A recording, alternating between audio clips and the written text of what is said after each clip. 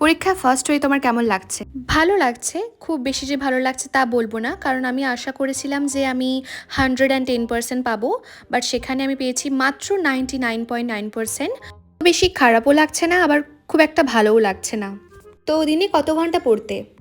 দিনে আমি সেই অর্থে ওরকম 14-15 ঘন্টা পড়তে পারতাম না অন্যদের মতো। আমি চেষ্টা করতাম 23 ঘন্টা পড়ার, আমি 23 ঘন্টাই পড়তাম। বাকি 1 ঘন্টাতে আমি আমার সব কিছু কাজ করতাম। তো 23 ঘন্টাই পড়তাম আমি প্রতিদিন। আমার প্রত্যেকটা সাবজেক্টে মাত্র 15টা করে স্যার ম্যাম ছিল। জানি 15টা করে স্যার ম্যামে পড়াশোনা করাটা খুবই কষ্টকর, খুবই ডিফিকাল্ট। একটা স্টুডেন্টের প্রত্যেকটা সাবজেক্টের পেছনে 30টা করে স্যার ম্যাম তো রাখাই উচিত, কিন্তু সেই জায়গায় আমার মাত্র 15টাই স্যার ম্যাম ছিল।